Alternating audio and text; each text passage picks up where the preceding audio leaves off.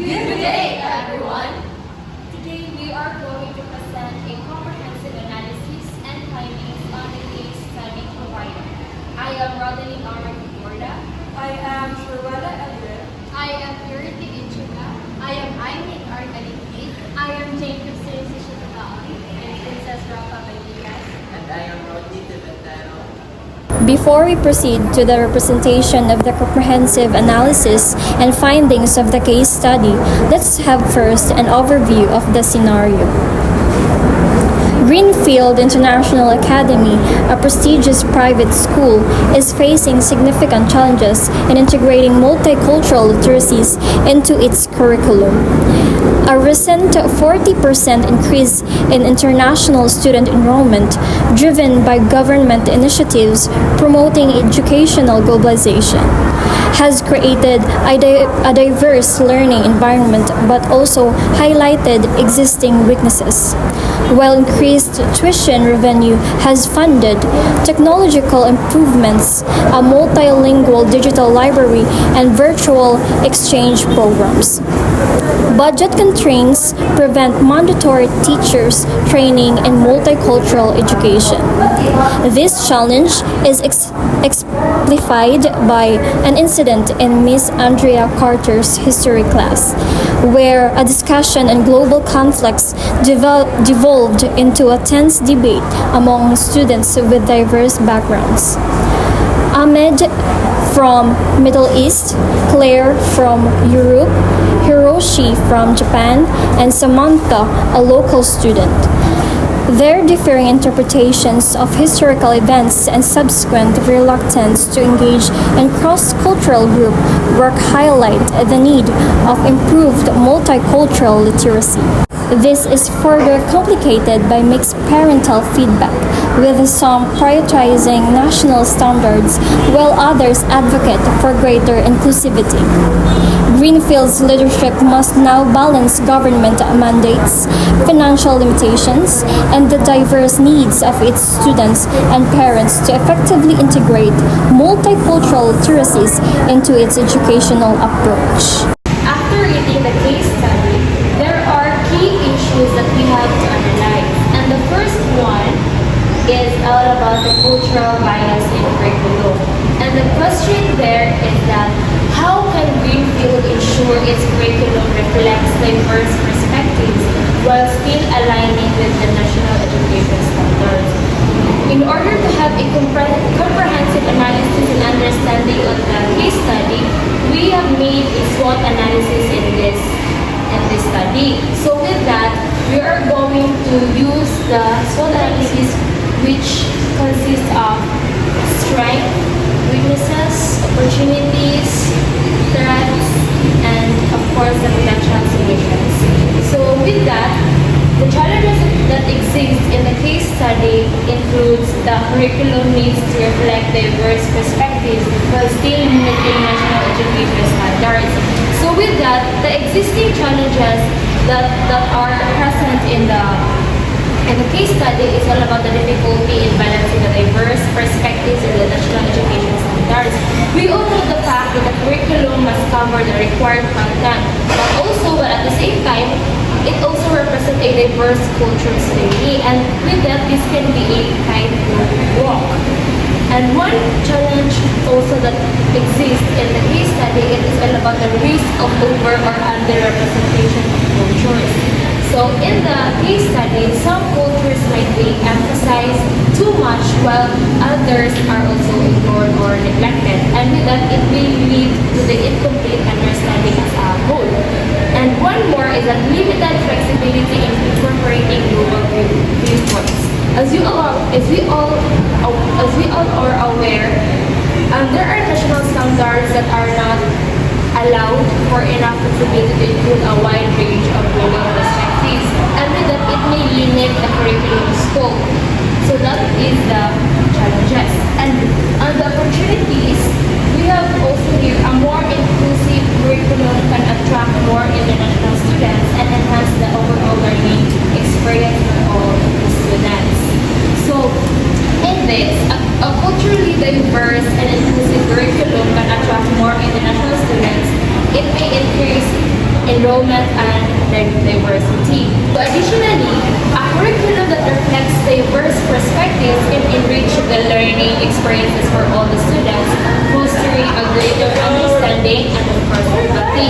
So with this, it may be able to prepare the students for a better globalized world, and with this they might expose students to diverse cultures and perspectives that prepares the students for a globalized world where intercultural understanding is essential. One more thing is that it is all about the potential for the government grants as well. So the government may offer grants for schools, implementing multicultural programs, providing additional funding to support curriculum development. And with that, there are also weaknesses that is present in the case study.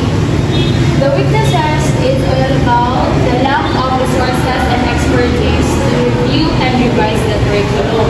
As we all know, we have limited funding and staff expertise that hinder our comprehensive curriculum review to ensure inclusivity.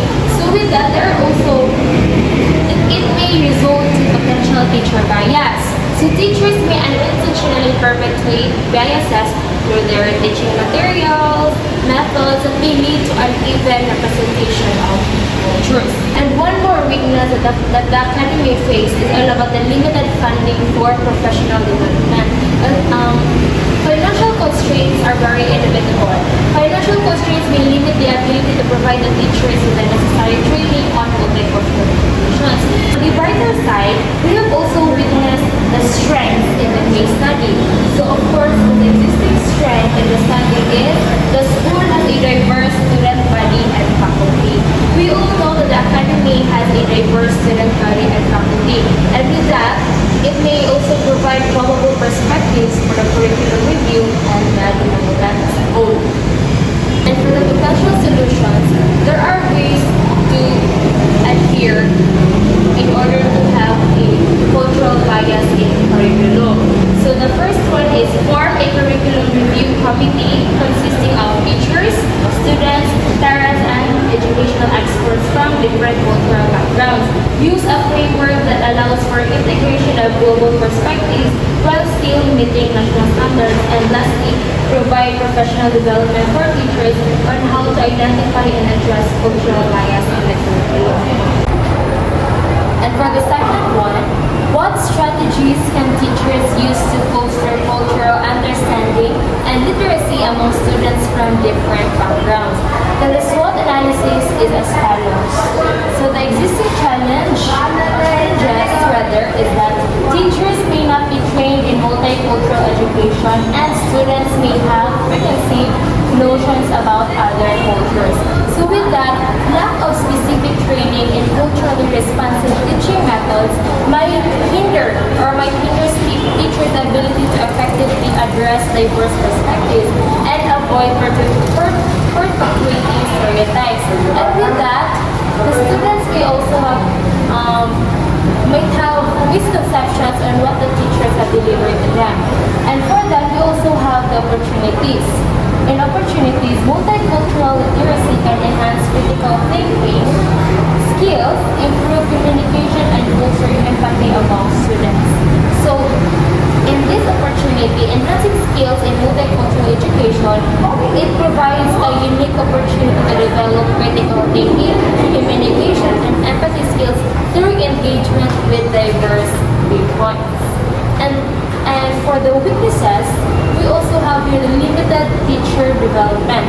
So, as we all know, insufficient professional development opportunities for teachers might limit their ability to implement effective multicultural education strategies.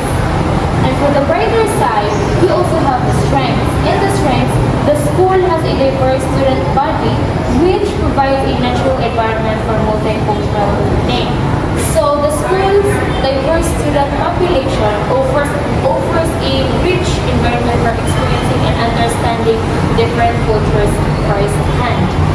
And for our potential solution, we also have the teacher training. Investing in teacher training and facilitating cross-cultural discussions and managing potential conflicts is crucial for successful multicultural education. So with that, we also have youth cooperative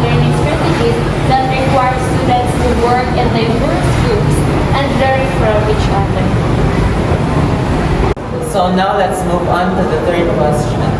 How should the school navigate government mandates on multicultural education while maintaining academic integrity? So here are the challenges. Government mandate may be difficult to implement due to limited funding and resources. Implementing government mandates can be difficult due to financial constraints and limited resources, making it hard for schools to meet regulatory standards. The opportunities: compliance with government policies can enhance the school reputation and attract more students.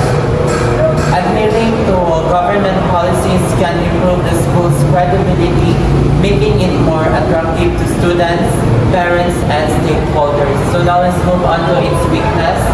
The school may not have the expertise or resources to meet all the government requirements.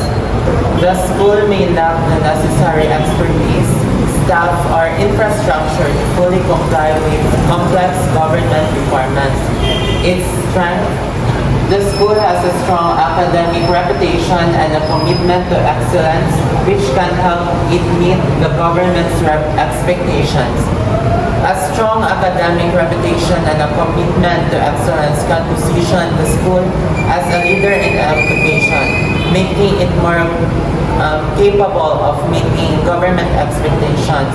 A well-established reputation can also facilitate negotiations with authorities, allowing more flexibility in implementing policies. So now let's move on to its possible solutions.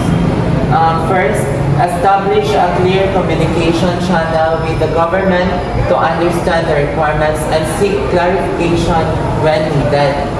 Second, develop a strategic plan that outlines how the school will comply with the government policies while still maintaining its academic integrity. And the third, seek partnership with other schools or organizations to share resources and expertise. So now let's move on to the fourth question. What financial strategies should the school adopt to fund necessary resources for multicultural education? So here are the challenges. Limited funding makes it difficult to invest in resources for multicultural education. This means that financial limitations prevent the school from properly supporting multicultural education. Schools need money to train teachers, create inclusive lesson plans, and provide language assistance for students from different backgrounds. However, with a tight budget, this investment becomes difficult, making it harder to create an inclusive learning environment. So it's an opportunity. The school can explore alternative sources of funding such as grants, donations, and partnerships. Despite financial constraints, there are ways to secure additional funding. School can apply for grants from the government or private organization, seek donation from the community, or form partnership with businesses and non-profits that support education. Additionally, by carefully managing its budget, the school can focus on most important needs first, ensuring the critical aspects of multicultural education are addressed. Its weaknesses: the school reliance on tuition fees may limit its ability to invest in long-term initiatives. So this weakness highlights two main weaknesses. First is dependence on its tuition, where school mainly funds itself through student tuition. It may struggle to finance long-term projects such as continuous teaching, training, and curriculum improvement. And the second is lack of awareness, where parents and the community may not fully understand while multicultural education is important, which could make it harder to gain financial or moral support for such programs. So let's move on to its strength. The school has a strong brand and loyal parent community, which can be leveraged to raise funds. If a school has a good reputation and a dedicated group of parents, it can use this strength to generate financial support. Parents who believe in the school's mission may be willing to donate money or help organize fundraising activities. A strong brand can also attract sponsors or business partnerships for their helping with financial constraints. So let's move on to its possible solutions. First is develop a fundraising strategy. So this suggests that the school should actively plan fundraising campaigns that involve parent, former students, and business sponsors. And seven, so now let's move on to the second. Seek government grants and scholarships for students from diverse backgrounds. And the third one, prioritize spending on essential resources such as language support and teacher training. Now let's move on to the fifth question. How can Greenfield ensure non-native speakers receive adequate support without compromising academic quality? To promote, we have here challenges. So non-native speakers may struggle to keep up with the curriculum and participate in class discussions. So there are also the challenge of providing effective language support without overwhelming the students. Since we have challenges, we have also opportunities. So Greenfield language support can provide the academic support of non-native speakers and enhance their overall learning experiences. It can also promote cultural exchange and understanding. Now, there are also weaknesses. So limited resources and expertise is providing language support. Teachers may not be trained to teach English as a second language. Since we have weaknesses, we have also strengths. The school has a diverse student body, which provides a natural environment for language learning. And let's have solutions. So these are solutions. Is to provide English as a second language, which is ESL, classes for non-native speakers. Use bilingual teaching materials and resources to support student learning. To train teachers in strategies for teaching English as a second language. Now let's go on to the sixth question. So what professional development initiatives should be implemented to equip educators with skills in multicultural education? So we have here challenges. Teachers may not have the necessary skills and knowledge to teach in a multicultural environment. There is also the challenge of providing professional development opportunities that are relevant and effective. We have opportunities. Teacher training can improve the quality of education and enhance the students' learning experience. It can also help teachers to better understand and address the needs of diverse students. We have weaknesses, which is limited funding for professional development. So teachers may be reluctant to participate in training due to time constraints. That is the weaknesses, and we have strengths, which is the school has a dedicated faculty that is committed to personal growth. Now we have solutions, which is to provide mandatory professional development for teachers on multicultural education, to offer a variety of training options such as workshops, online courses, and study abroad programs, to recognize and reward teachers for their efforts in implementing multicultural education. And now let's move on to the last question. How can Greenfield create an inclusive learning environment where students from diverse backgrounds feel respected and heard? To create an inclusive learning environment, Greenfield should implement strategies that address cultural diversity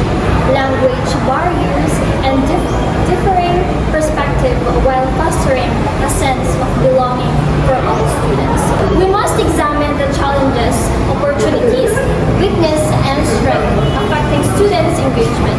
By understanding these factors, we can develop effective solutions that ensure all students feel respected and heard. So we have challenges.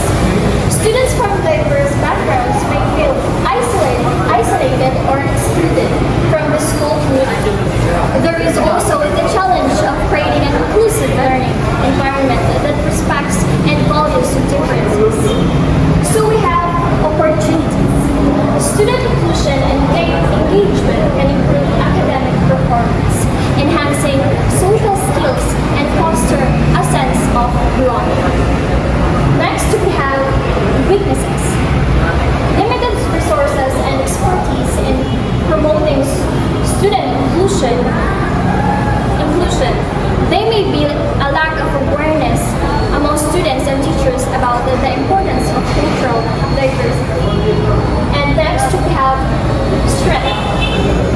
The school has diverse student body and faculty, which provides a natural training environment for promoting students and inclusion. Student inclusion. And lastly, we have solutions. Establish a student diversity council, organize events, and provide training for students on how to interact with people from different cultures. So, by addressing these factors, Greenfield can foster a truly inclusive learning environment where every student feels valued, respected, and engaged. So these are the decision points to be analyzed. First is revising curriculum. Should a school revise its curriculum to include more multicultural perspectives? If so, how? Yes, it should.